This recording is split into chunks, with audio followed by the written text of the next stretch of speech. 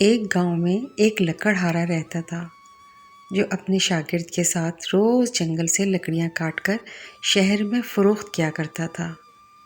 ایک دن لکڑہارا اپنے شاگرد کے ساتھ لکڑیاں کاٹ رہا تھا کہ اسے ایک شیر کی دھاڑنے کی آواز سنائی دی۔ لکڑہارے نے غور سے سنا تو وہ آواز کافی قریب سے ہی سنائی دے رہی تھی۔ لکڑہارا اور اس کا شاگرد ڈر کر ایک درخت پر چڑھ گئے اور کافی دیر تک اسی درخت پر بیٹھے رہے۔ کچھ دیر بعد ایک شیر اپنے منہ میں ایک ہرن کو اٹھائے اسی درخت کی طرف چلا آ رہا تھا۔ لکڑہارا اور اس کا شاگرد کافی گھبرا گئے اور چپ چاپ اسی درخت پر بیٹھے رہے۔ اس شیر نے اسی درخت کے نیچے بیٹھ کر اپنے شکار کو چیر پھاڑ کر اپنی بھوک مٹائی اور باقی بچے شکار کو وہیں چھوڑ کر چلا گیا۔ شیر کے جانے کے بعد ایک لومڑی لنگڑاتی ہوئی وہاں آئی اور اس بچے ہوئے ہرن کا گوشت کھانے لگی۔ جب لومڑی نے خوب پیٹ بھر کر کھا لیا تو وہ بھی وہاں سے چلی گئی۔ لکڑہارا یہ سارا منظر دیکھ رہا تھا کہ کچھ دیر کے بعد مختلف جانور آئے، اس ہرن کا گوشت کھایا اور چلے گئے، یہاں تک کہ چیل، گدھ وغیرہ اس ہرن کو کھاتے رہے اور چلے گئے۔ جب شکار ختم ہو گیا، اس کی ہڈیاں بھی باقی نہ رہیں، تو لکڑہارا درخت سے نیچے اترا اور اپنے شاگرد سے کہنے لگا، میرا رب غفور الرحیم ہے، اس نے ایک شیر کی بدولت کتنے جانوروں کو گھر بیٹھے بٹھائے بآسانی رزق مہیا کیا۔ میں تو پھر اس کا بندہ ہوں، اشرف المخلوقات ہوں، پھر میں رزق کے لیے، دولت کے لیے اتنی محنت کیوں کروں؟ آج کے بعد میں لکڑیاں کاٹنے کے بجائے گھر میں رہ کر بس ذکر الہی کیا کروں گا۔ میرا رب میرے حصے کا رزق مجھے گھر بیٹھے بٹھائے پہنچا دیا کرے گا، جو اس نے میرے نصیب میں لکھ رکھا ہے۔ خیر، لکڑہارے نے لکڑیاں کاٹنے کے بجائے بند کمرے میں عبادت شروع کر دی اور اس کے شاگرد نے اپنے استاد کی کلہاڑی سے لکڑیاں کاٹنے کا سلسلہ جاری رکھا۔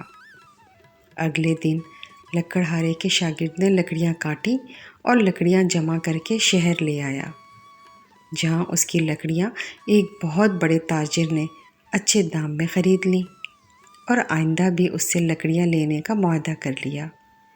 لکڑہارے کے شاگرد سے کہا کہ روزانہ لکڑیاں کاٹ کر میرے کارخانے بھجوا دیا کرے۔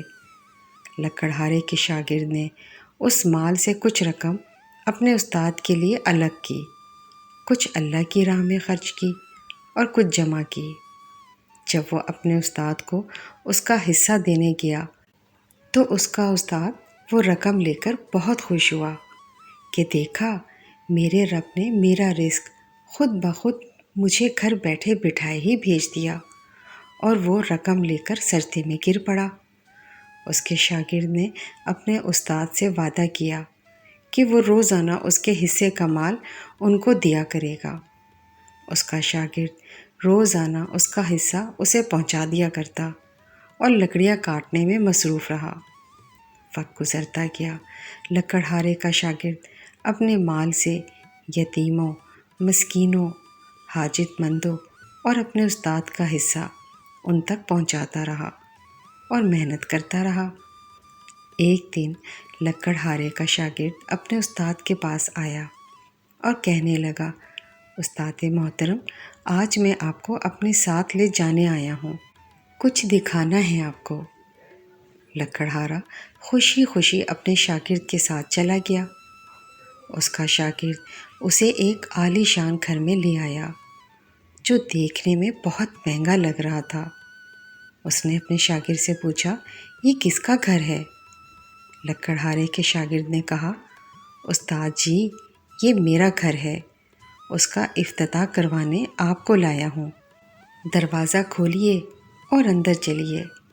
خیر، لکڑہارا اس کے ساتھ اندر چلا گیا، عمدہ کھانا کھایا اور اپنے شاگرد سے محض گفتگو ہوا اور پوچھا، اتنا مہنگا کھانا اور اتنا مہنگا گھر تیرے پاس کیسے آیا؟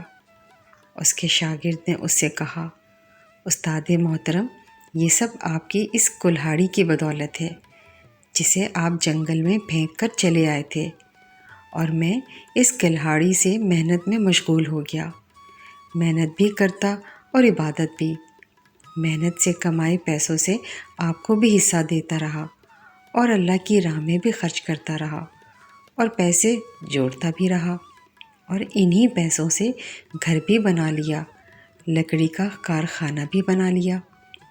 لکڑہارا واپس اپنے گھر چلا آیا اور خود کو کوسنے لگا، رونے چلانے لگا، رو رو کر کہنے لگا، خدایا یہ کیسا انصاف ہے، تو نے میری ہی کلہاڑی سے میرے ہی شاگرد کو اتنا کچھ عطا کر دیا اور مجھے کچھ نہ دیا۔ کاش وہ کلہاڑی میرے پاس رہتی تو آج میں مالدار ہوتا۔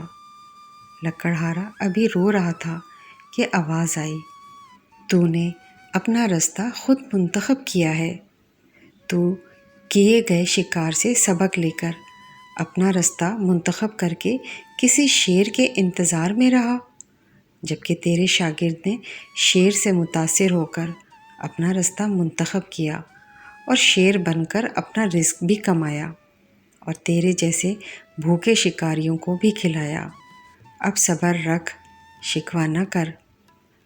دوستو، عرض یہ کرنا چاہتی ہوں کہ محنت کا دامن کبھی مت چھوڑو اور حق حلال کماؤ، اور محنت کے ساتھ اپنے رب کی عبادت بھی کرو، کیونکہ وہ خالق ہے، عطا کرنے والا ہے، تمام تر عبادتوں تعریفوں کے قابل ہے اور سجدے کے لائق ہے۔